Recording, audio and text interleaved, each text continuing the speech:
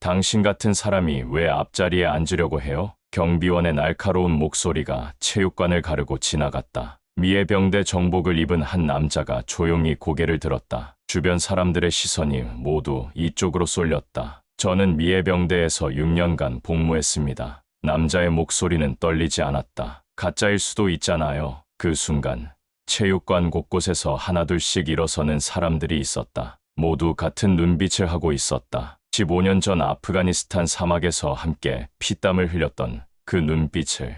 이야기 시작 전에 잠깐 구독과 좋아요를 눌러주시면 복 받으실 거예요. 그리고 지금 어디서 보고 계신지 댓글로 알려주세요. 2024년 5월 어느 토요일 새벽, 조민호라는 남자가 4시에 일어났다. 아니, 정확히는 잠을 못 잤다고 하는 게 맞겠다. 오늘은 아들 준석이의 고등학교 졸업식이었기 때문이다. 민호는 한국에서 태어났지만 20대에 미국으로 건너와 해병대에 입대했다. 6년간 복무하면서 아프가니스탄에서 2번의 파병을 겪었고 그곳에서 평생 잊을 수 없는 동료들을 만났다. 제대 후에는 오클라호마에서 자동차 정비업을 시작했다. 손재주가 좋았던 민호는 점점 실력을 인정받았고 지금은 꽤 성공한 정비소 사장이 되어 있었다. 하지만 무엇보다 자랑스러운 건 아들 준석이었다. 준석이는 어릴 때부터 똑똑했다. 한국어와 영어를 모두 능숙하게 구사했고 특히 수학과 과학에 뛰어난 재능을 보였다. 고등학교에서는 학생회장까지 맡았고 이번에 졸업과 동시에 MIT 공과대학 장학생으로 선발됐다. 민호는 준석이의 졸업식을 위해 특별히 미해병대 정복을 꺼냈다. 15년 전에 제대할 때 받았던 그 정복을 건조소에 맡겨서 깨끗하게 다리고 훈장들도 하나하나 정성스럽게 달았다. 아들에게 자랑스러운 아버지가 되고 싶었다. 오클라호마에서 텍사스 댈러스까지는 차로 5시간 거리였다. 민호는 새벽 5시에 출발해서 여유롭게 도착할 계획이었다. 준석이가 다니는 링컨 고등학교는 댈러스 외곽의 작은 도시에 있었다. 길을 달리면서 민호는 지난 18년을 되돌아봤다. 아내 없이 혼자 준석이를 키우는 게 쉽지 않았다. 아내는 준석이가 5살 때 교통사고로 세상을 떠났다. 그때 민호는 정말 절망했었다. 하지만 포기할 수 없었다. 준석이는 민호의 전부였으니까. 낮에는 정비소에서 일하고 밤에는 준석이 숙제를 도와주고 주말에는 함께 야구를 보러 가거나 낚시를 했다. 힘들었지만 행복한 시간들이었다. 드디어 오전 10시 링컨 고등학교에 도착했다. 주차장은 이미 차들로 가득했다. 졸업식은 11시에 시작이었는데 벌써 많은 가족들이 와 있었다. 체육관으로 들어가니 정말 대단했다. 무대에는 화려한 꽃장식이 되어 있고 천장에는 2024 졸업생을 축하합니다라는 큰 현수막이 걸려 있었다. 의자들이 깔끔하게 정렬되어 있고 앞쪽 몇 줄은 가족석으로 구분되어 있었다. 민호는 미리 온라인으로 예약해둔 앞자리로 향했다. 정복을 입고 있으니까 사람들의 시선이 느껴졌다. 대부분은 존경하는 눈빛이었다. 몇몇 사람들은 고개를 숙여 인사하기도 했다. 하지만 모든 시선이 따뜻한 건 아니었다. 민호가 자리에 앉은 지 10분쯤 지났을 때였다. 2명의 사설 경비원이 다가왔다. 한 명은 키가 크고 배가 나온 중년 남자였고 다른 한 명은 마른 체형의 젊은 여자였다. 실례합니다. 뚱뚱한 경비원이 말했다. 목소리에 이미 불친절함이 묻어 있었다. 네, 민호가 고개를 들었다. 죄송한데요.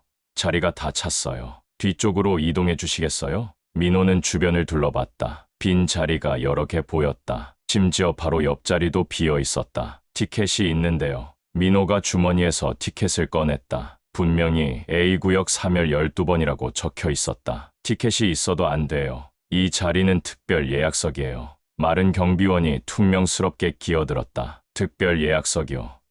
제가 온라인으로 예약할 때는 그런 안내가 없었는데요. 민호의 목소리는 차분했다. 규정이 바뀌었어요. 뒤로 가주세요. 그럼 다른 분들은 왜 그대로 앉아 계시나요? 민호가 옆자리 사람들을 가리켰다. 그들도 같은 구역 티켓을 가지고 있을 텐데. 아무도 자리를 옮기라는 말을 듣지 않았다. 그건 상관없어요. 당신만 옮기면 돼요. 뚱뚱한 경비원의 말에 주변이 조용해지기 시작했다. 죄송하지만 저는 여기 앉겠습니다. 정당한 티켓이 있으니까요. 민호의 목소리는 여전히 조용했지만 단호했다. 아, 그렇게 나오시는 거예요? 뚱뚱한 경비원의 목소리가 높아졌다. 이제 주변 사람들이 모두 이쪽을 바라보기 시작했다. 당신 같은 사람이 왜 앞자리에 앉으려고 해요?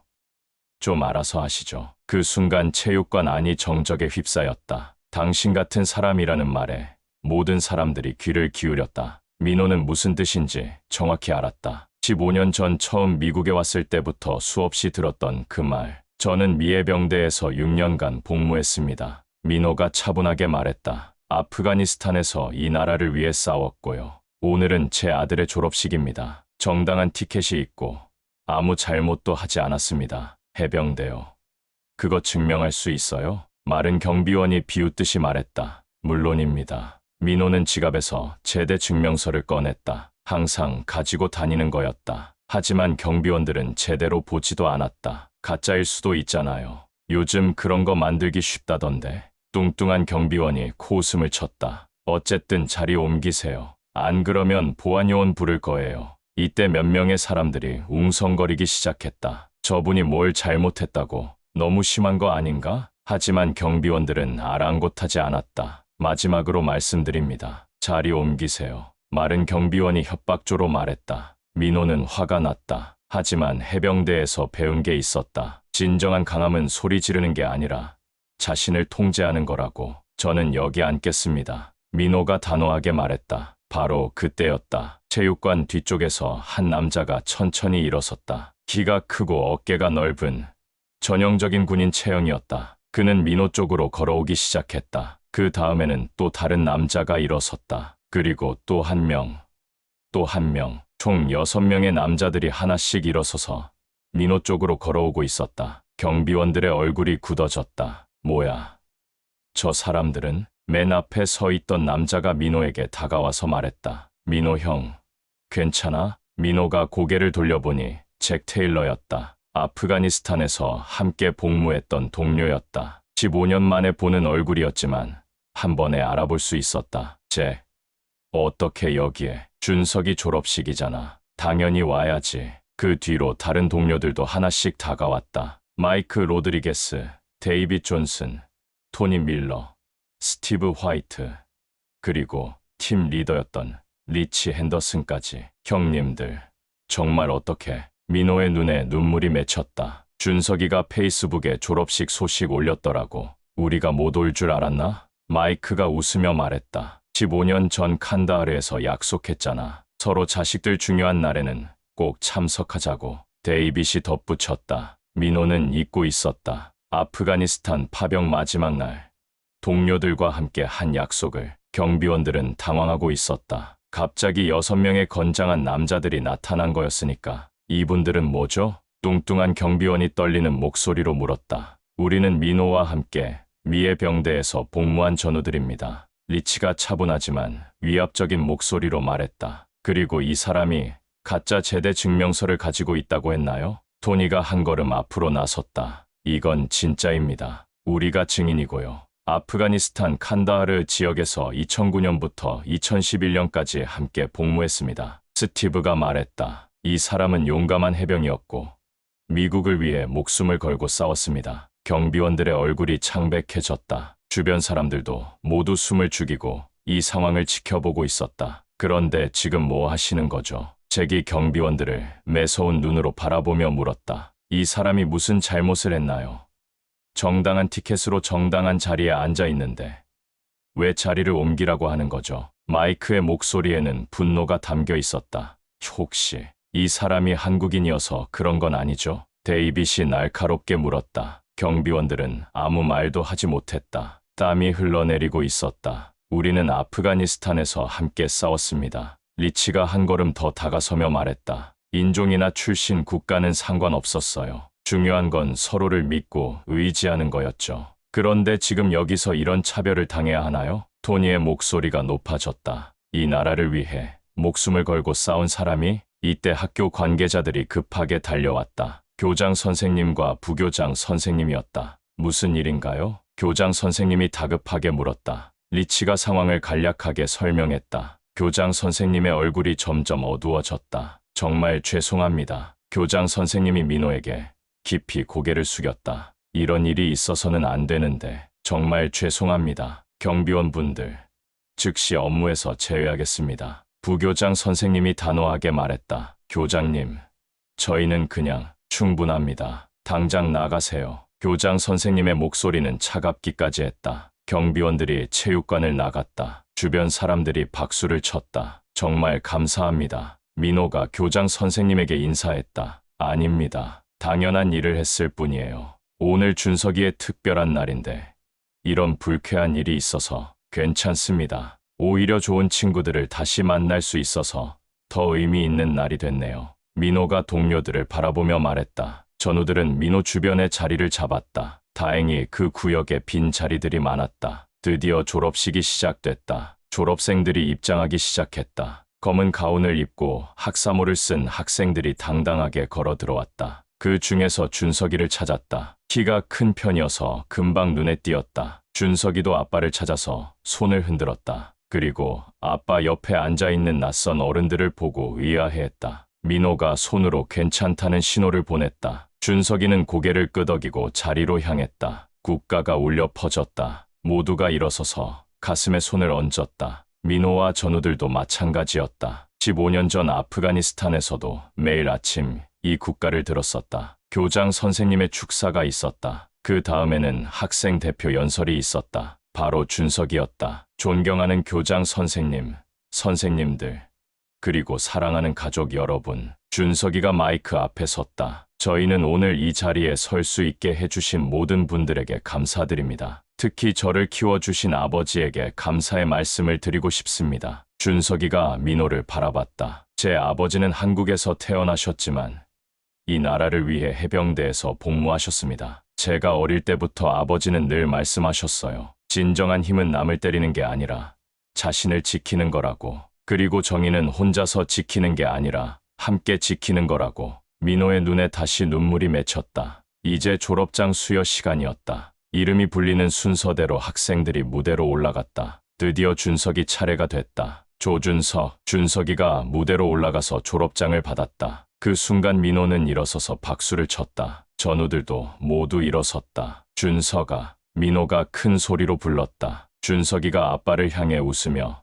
손을 흔들었다. 졸업식이 끝나고 준석이가 달려왔다. 아빠, 축하한다. 아들. 민호가 준석이를 꽉 안았다. 그런데 이분들은 누구세요? 준석이가 전우들을 바라보며 물었다. 아빠의 전우들이야. 아프가니스탄에서 함께 복무했던, 그 분들이요? 아빠가 늘 이야기해 주시던. 준석이가 신이 났다. 저녁에는 모두 함께 식사를 했다. 준석이는 아빠의 전우들과 이야기하느라 정신이 없었다. 아빠가 정말 용감했어요? 준석이가 물었다. 당연하지. 내 아빠는 우리 부대에서 가장 믿음직한 사람이었어. 잭이 대답했다. 식사가 끝나고 전우들과 작별 인사를 했다. 다음에는 더 자주 만나자. 리치가 말했다. 준석아, MIT에서 열심히 공부해라. 토니가 준석이의 어깨를 두드렸다. 아빠, 오늘 무슨 일이 있었어요? 준석이가 물었다. 민호가 오늘 있었던 일을 차근차근 설명했다. 정말 화가 나네요. 준석이가 분노했다. 그런데 아빠는 왜 화를 안 내셨어요? 준석아, 진정한 힘이 뭔지 알아? 민호가 물었다. 진정한 힘은 자신을 통제하는 거야. 화가 나더라도 올바른 행동을 선택하는 거지. 그리고 혼자서는 할 수 없는 일도 함께하면 할 수 있어. 오늘 그 전우들처럼 말이야. 아빠의 전우분들은 정말 대단한 것 같아요. 그래, 진짜 가족 같은 사람들이야. 저도 그런 친구들을 만들고 싶어요. 만들 수 있을 거야. 준석이는 좋은 사람이니까. 아빠, 감사해요. 뭘, 저를 위해서 5시간이나 운전해서 와주시고 그런 상황에서도 흔들리지 않으셔서. 당연한 일이야. 너는 내 자랑이거든. 집으로 돌아가는 길에 민호는 많은 생각을 했다. 오늘 겪은 차별은 분명히 불쾌했다. 하지만 그것보다 더 강한 건 전우들의 우정이었다. 그리고 아들의 사랑이었다. 15년 전 아프가니스탄에서 배운 교훈이 있었다. 세상에는 나쁜 사람들도 있지만 좋은 사람들이 더 많다는 것. 그리고 어려운 순간에 진짜 친구들이 나타난다는 것. 몇 주 후 민호에게 링컨 고등학교에서 편지가 도착했다. 교장 선생님의 사과문이었다. 그리고 학교에서 새로운 다양성 교육 프로그램을 시작한다는 내용도 있었다. 민호는 편지를 읽으며 뿌듯했다. 자신이 참은 그 순간이 더 큰 변화로 이어진 거였다. 그리고 전우들과의 단체 채팅방도 만들어졌다. 15년 만에 다시 연결된 형제들이었다. 준석이는 MIT에서 열심히 공부하고 있다. 가끔 전화로 아빠의 전우분들 안부를 묻는다. 그리고 말한다. 아빠, 저도 그런 친구들을 만났어요. 정말 좋은 사람들이에요. 민호는 그 말을 들을 때마다 뿌듯하다. 아들이 좋은 사람들과 함께하고 있다는 게. 그런데 이 이야기는 여기서 끝나지 않는다. 한 달 후, 민호에게 예상치 못한 전화가 걸려왔다. 링컨 고등학교 교장 선생님이었다. 조민호 씨, 안녕하세요. 혹시 시간 되실 때 학교에 한번 와주실 수 있을까요? 무슨 일이신가요? 좋은 일입니다. 자세한 건 와서 말씀드리겠습니다. 다음 날 민호는 학교를 찾았다. 교장실에 들어가니 교장 선생님과 함께 한 명의 젊은 여자가 앉아 있었다. 소개해드리겠습니다. 이분은 우리 학교 새로 부임한 학생 상담사 김미영 선생님입니다. 김미영은 한국계 미국인이었다. 스탠포드 대학에서 교육학 박사학위를 받고 이 학교에 왔다고 했다. 조민호 씨 이야기를 들었습니다. 정말 감동적이었어요. 김미영이 말했다. 사실 저도 비슷한 경험이 있거든요. 대학 때 차별을 당한 적이 있어서 그때 정말 힘들었는데 주변 사람들의 도움으로 이겨낼 수 있었어요. 교장 선생님이 말을 이었다. 미영 선생님이 제안한 건데요. 우리 학교에서 다양성과 포용에 관한 특별 프로그램을 만들고 싶다고 하시네요. 그런데 조민호 씨의 경험담을 들려주셨으면 하는데 민호는 망설였다. 자신이 그런 강연을 할 수 있을까? 걱정 마세요. 어려운 게 아니에요. 그냥 학생들에게 그날 있었던 일과 느낀 점을 솔직하게 이야기해 주시면 돼요. 김미영이 격려했다. 학생들이 진짜 경험담을 듣는 게 책으로 배우는 것보다 훨씬 효과적이거든요. 민호가 고민하고 있을 때 준석이에게 전화해서 상의했다. 아빠, 꼭 하세요.